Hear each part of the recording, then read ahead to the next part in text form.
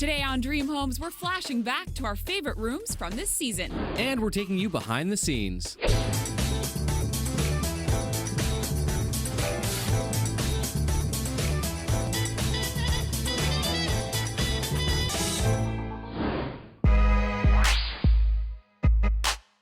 Welcome to this special episode of Dream Homes. We're taking a look back at the best spaces we've toured throughout Western Canada in Season 3. We saw so many amazing homes this season. We were in Whistler, in Maple Ridge, and right here in West Vancouver. And speaking of which, this home that we're at today is an $8 million house in the British Properties with spectacular views, an incredible outdoor space, complete with a private poolside terrace. Now we're going to start our recap in Anmore. This custom-built home is almost as beautiful as the family who lives there. It's also got a great, elegant kitchen that looks like it should grace the cover of a magazine.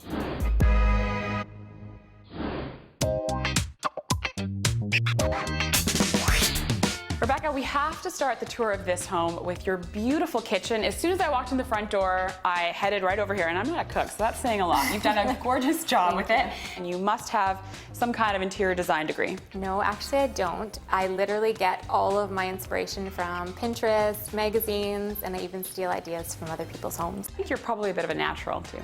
Maybe. Yeah. We have to talk about the appliances in this kitchen. Yes. You can do some real cooking in here. Except I'm not a real cook.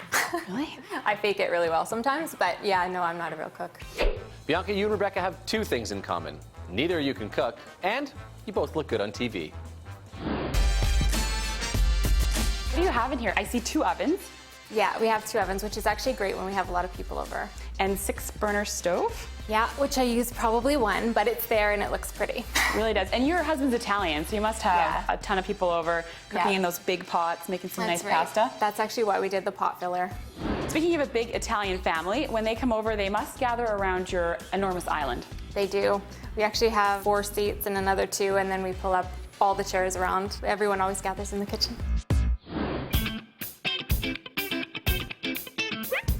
We've got that nice, beautiful island, and it's got something new that I learned today, corbels on it. Yes. Now, what's that? Yeah, these are all like the scrolly type things that are on our island. They're also above the stove. So yeah, and they just add some detail and a little bit of architecture. There is so much attention to detail, especially in your dining room.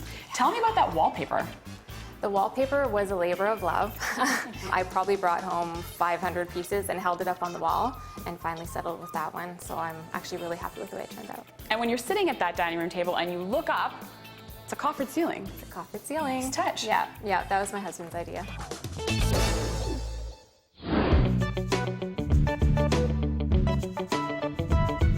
Now, everything does look beautiful in this kitchen. Looks like, you've spent some money on things. But what we want to talk about is the fact that you don't always have to throw money at everything to make a space look elegant. And there's a nice little story behind that dining room table. Yeah, the dining room table, we actually couldn't find one that we loved. So I went and hunted around clearance areas and found one table that was kind of an ugly orange color, to be totally honest. And we had the idea to just go refinish it. That's pretty amazing. And you know what? That gives me hope that maybe I can do that with a table in the future. Maybe make my house look a little bit better. For sure, just give me a call anytime. I'll take you up on that.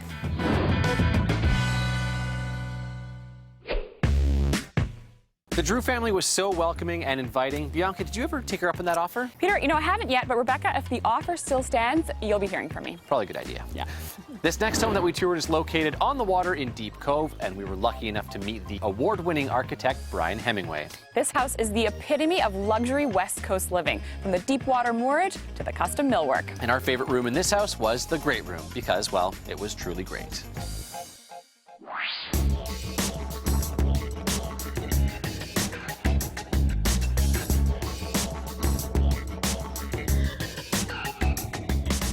Brian, we are starting our tour in the great room, and I have to say the first thing that I noticed is the beautiful wood in here. What kind of wood is this? It's all Douglas fir. It's local Douglas fir here on the West Coast. And I noticed that there's very few imperfections in a lot of the wood. What's the reason behind that? You're not looking at solid timber. You're looking at a veneer, a 1-inch thick fir on top of glue lambs, which some would say is artificial, but that way we're able to put pristine wood as the finish, and the wood will always stay this way. It certainly is very consistent, very elaborate. And I have to ask you too, what is the kind of floor that we're standing on? All the flooring in the whole house, in fact even the walls, is all Pennsylvania bluestone, all finished a little bit differently. The floor finished in one way, the fireplace another, the mantle another. It's all consistently the same material.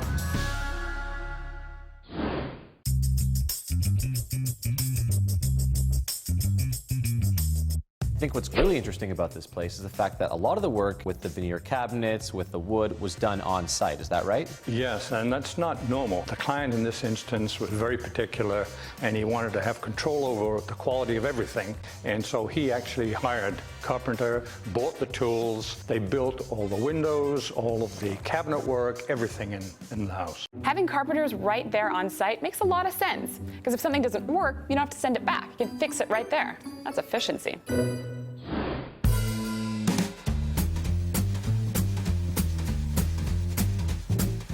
And what I love about the design here is we don't have a lot of walls, so the kitchen kind of goes with the whole rest of the space. Absolutely. The whole idea of these houses is that consistency with the environment and from one room to another. It's not a collection of rooms. The stone you see in the ground may be used more often outside, but because the outdoor and indoors all connect, it makes sense to have it that way as well. That's right, and in fact, even the thresholds, the sills of the doors, in most homes, they'd be wood. They're bluestone here, partly because of that consistent transition from indoors to outdoors, but also, importantly, because they will never get damaged.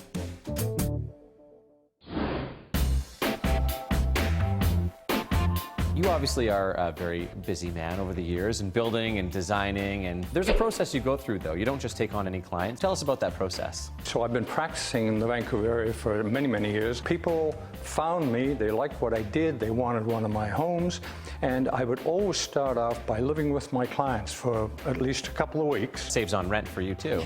That too.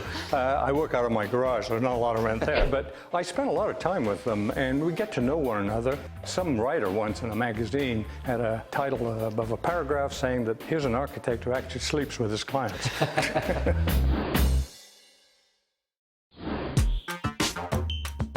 Now, as you can clearly tell, Brian is extremely talented at what he does, and he was a ton of fun to work with. That's right. Now, something you might not know about the show is between takes, when our shooters are getting all those beauty shots, Peter and I get the chance to get to know the people we tour with. Yeah, for instance, we found out that when Brian was a teenager, he actually worked as a model for huge brands like Coca-Cola.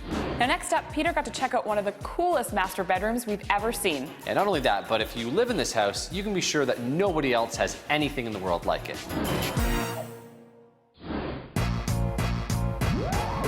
Wow, this is the most spectacular bedroom I think we've ever seen on Dream Homes. This is so unique, and this view is absolutely amazing. Now, much like the rest of the house, you've done a lot of the work yourself in this room, is that right? I have. That's part of the joy of doing this project, was doing a lot of it myself. So I did all the metal work and the sculptures. So a lot of the stuff that you see around here you got from a rail yard, is that right? Yes, I got to pick through it, and there's old train lights, and the handles for the doors are railway ties. Everything got used. It's nothing went to waste. Now let's talk a little bit about your bathroom, because it's kind of spread all over the master bedroom. You've got a shoe closet where you have a toilet and a sink in there, and your tub and your shower. That is just incredible. The tub was an old reclaimed tub, and it's got hot water coils around it, so it's always nice and warm. Wow. So you get into it, and it just keeps the water really, really hot. And it's in the ground, so, you know, if you've had a couple glasses of wine, you want to have a quick little soak there, you can just fall right into it, which could be really nice, especially when it's that warm.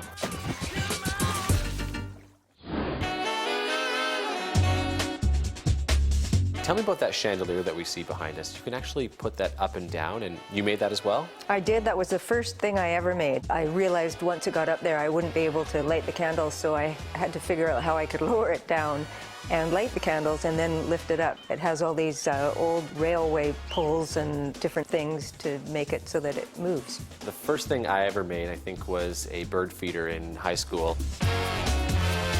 And it did not look anything like that chandelier. So for your first project, that's extremely impressive, and a great feature, the way it goes up and down.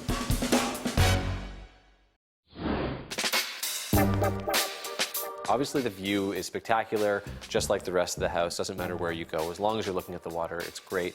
But I did notice that you don't have a TV in here, or do you? The TV's behind a sculpture. I just hated looking at it, so I did this sculpture that slides down and covers the TV and then lifts up when I want to use the TV, or it's a computer too. So let me get this straight. There's a TV back there that also acts as a computer, and the whole thing is hidden by a handmade sculpture created by the homeowner? I'm impressed. A day like today, you can open up the door, you get all the fresh air inside, but you can light the fire and still stay warm as well. The heating is in the floor, so you don't want to have the doors open all the time when you've got the heat on. But in the summer, I pretty much leave the doors open and live with the doors open. It's like a sleepover out in the wilderness. It's pretty perfect.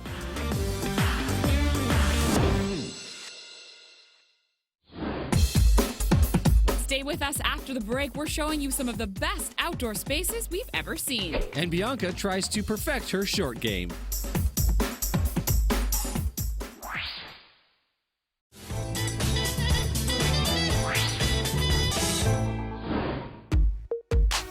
Welcome back to Dream Homes. This is our best of episode, where we look back at some of the highlights of our third season. And up next, we're in West Vancouver, checking out the ultimate backyard space. From the views to the infinity pool, it doesn't get much better than this. This Vegas-inspired villa is worth just under $12 million, and it's our pick for the best outdoor space. And my tip for this place, if you want to live here, is the putting green is not for chipping or driving, just putting.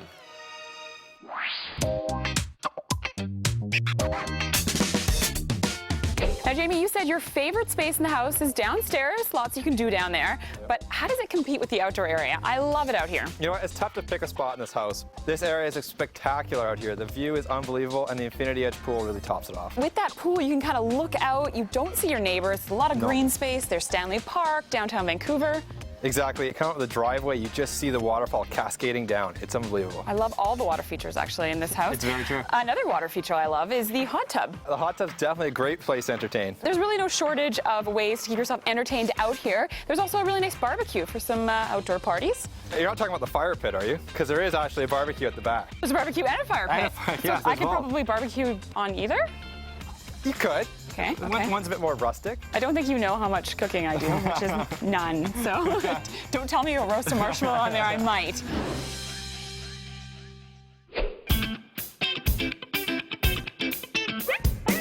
Now, Peter mentioned it earlier. There's a putting green also as part of this backyard space. Yeah, you're right. It's actually just off the lower level up here. So up here's the pool area, down there's the putting area. And Peter checked with you. It's just putting. If you want people to like you. Okay, if you want to be friends with your neighbors. Exactly. To admit, I did check that out earlier.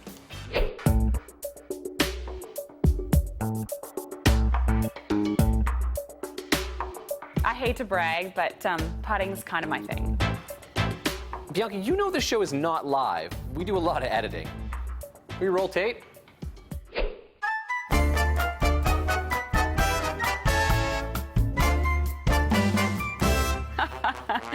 Just joking. We can look around and sort of get a sense for this space, or we could enjoy it ourselves. I think we've worked hard today. Should we go take a seat? I'd love to. Okay.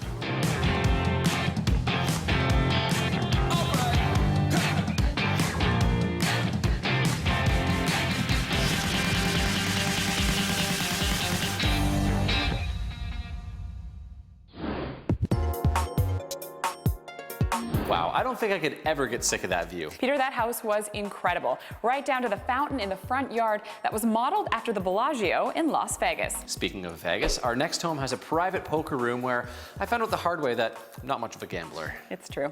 Now, next up, it's a 10,000 square foot home with our favorite entertainment area.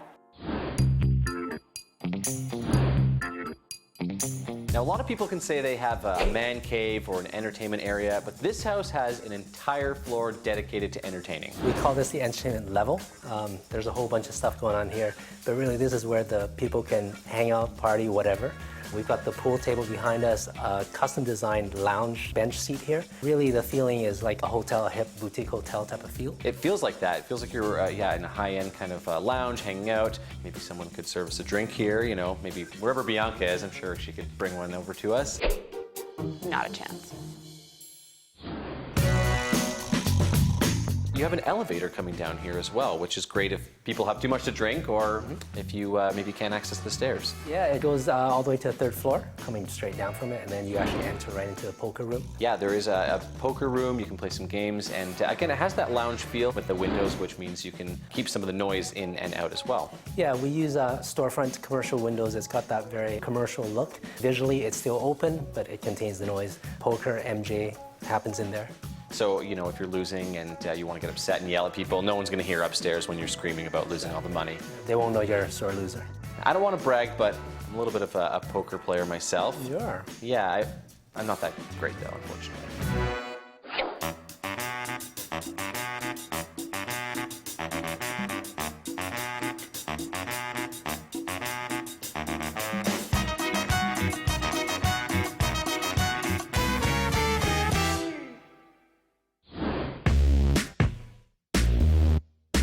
We mentioned that it would be great to have some drinks served. We have the poker, we have the lounge area.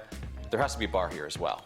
There is. There's what I call a glowing onyx bar. It's an underlit bar, triangular angle shape, very funky design, but that's where all the drinking happens. It's inside the theater room. When you walk in, there's actually a large liqueur collection as well. Right at the entry, there's a mini liqueur collection, and then inside the bar, there's actually what we call a wine wall. That liqueur collection reminds me of the perfume collection in the Master Suite. Obviously, you don't want to drink the perfume, but, you know, the liqueur, a little bit better to drink. You don't want to put the liqueur on you either, so. Depending on who you're trying to attract, you might want to, I'm not sure. But the karaoke room doubles as a theater as well, right? We actually designed it so it's concrete on all sides, including the ceiling, so it's almost like a sound bunker. Wow. Yeah, so you can crank it up. Crank it up. I hear there's over 50,000 songs, but let's keep that between us because we don't want to hear Bianca sing.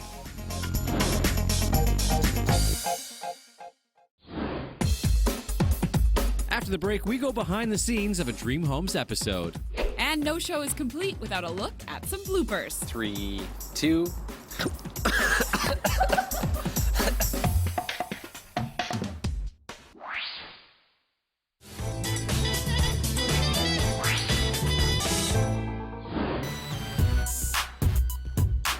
Welcome back to Dream Homes. Today we're reminiscing about the stunning spaces we saw while touring 18 homes this season. It's been a real treat to shoot here as well. We're at an $8 million home in West Vancouver. And now you've been watching us, but there's actually a lot more that goes on behind the scenes. Yeah, kind of like what we're seeing right now. Let me just show you here. Hi, crew. So we thought we'd take this opportunity to show you what goes on behind the scenes of a Dream Home shoot. But we're not showing everything, are we? Oh, no. Good.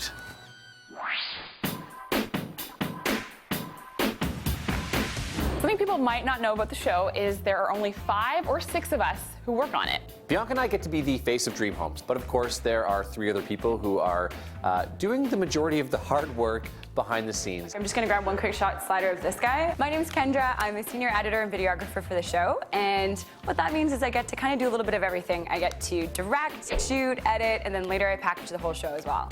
I'm Milan, the shooter-editor. I've gained so much respect for Peter and Bianca today. When it comes to being in front of camera, I'm not a fan. I definitely like hiding behind the camera better. I'm Melanie, and I'm a producer for Dream Homes. I make sure that we have homes to shoot in. I create a one-pager so that Peter and Bianca have information about the home. You sort of have to fly by the seat of your pants. Can you kind of sneak in B so I can just see where you're gonna land? So shoot for Dream Homes equals a whole bunch of stuff. We come in with 2 cameras, a whole bunch of equipment, lights. It is a little bit invasive having cameras everywhere, but people are so welcoming, and that's one of the things I love the most. Yes, we're rolling whenever you guys are ready. We do the whole show in the course of 2 days, so that's 1 house per day. I'm thinking favorite room? Peter and Bianca are fantastic on camera, but what you probably don't know is I create a really big cheat sheet. We basically have a bullet point sheet underneath the camera that says certain points we have to hit on, but we still have to make these sentences out of our brains that are coming out right now while I'm talking. Step up close to the camera into the light, so come on up. So one thing about directing that I didn't really realize I was doing was being really bossy. And I think that goes hand in hand with directing, is you kind of have to just say like, you go here, you do this. Maybe sometimes she can be, but we need that, because if there was someone not being bossy, I would probably be in the hot tub or the pool most of the day. Speaking of great looking closets, I mainly work with my co-editor and shooter Milan, and he's awesome. I literally think that we share a brain. Moving around in the space and kind of like, you know, you have a giant jib or you have a slider, you have to kind of do this little puzzle where you work around each other. And it works really well because we edit the show as well. So when we get back and do that portion of it, we know that everything we need is going to be covered. Milan is a ton of fun to work with, and he has a lot of crazy ideas, which don't always fit into the show. Like you're doing like Survivor Man, so you have like because all you'd see is the water. It's like, they dropped me off here on the coast. I don't know what I'm gonna eat. Maybe these barnacles. There was a joke once where Peter was starring in a Dracula Dead and Loving It remake that went straight to VHS. I liked it. When I saw the final show, wasn't in there. Shoot the master and then move them down. Producer Melanie was crucial when it came to on-location shoots. So much of the episodes were shot in the summer when it was super hot out, but Melanie was always there over my shoulder. I'd hear her voice, drink this, eat this, and she was kind of like our on-set mom. I like to make sure everyone's fed. I pack snacks. I think as a producer, that's your main job. You have to make sure your camera operators don't pass out because they're hungry. You gotta make sure your hosts look good. You gotta make sure that Peter behaves. Just need a few minutes here. Can we not? that marble.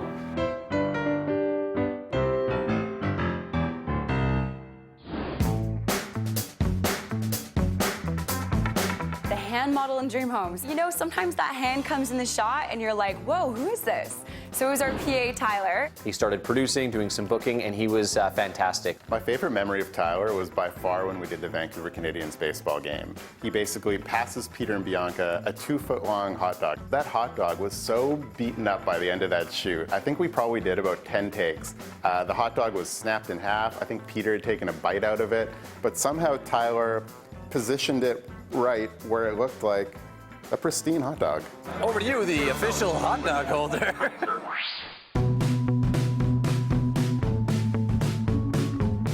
No, just a casual 13 mil. You know, in case you have that lying around. I don't know. Don't get me wrong, in front of the homeowners, we're very calm, we're very professional, and then to ourselves, we say, oh my goodness, like, can you believe this closet? Can you believe this kitchen? I mean, it's not exactly a bad job when you're in some $20 million house, or you're riding a gondola, you're hanging out on a yacht, drinking champagne. Bianca, I love this house. It's so close to downtown. My favorite part about working on the show, hands down, is the Dream Homes team. They are so talented, from our shooter editors who work tirelessly to get all those great shots, to the beautiful edits, and our producer Mel, who makes sure we have absolutely everything. When we leave a shoot after a long day of shooting, you feel fulfilled, I think, because the product that you come out with is spectacular and so polished, and just, it's a really great testament to the crew that we have, but it's also a really great example of how beautiful our city is.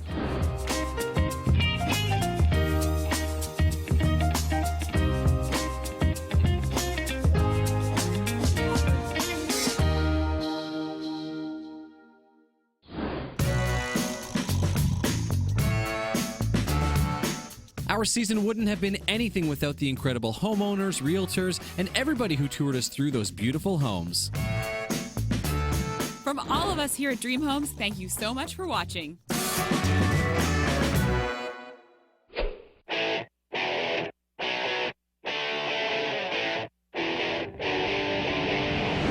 I would say one of Make sure that Peter behaves. That's it. Let's go to the washroom. Yeah, see? 3, 2. I think a bug went in my mouth. What do I enjoy the most about working on the show? I can't say booze, can I? Oh.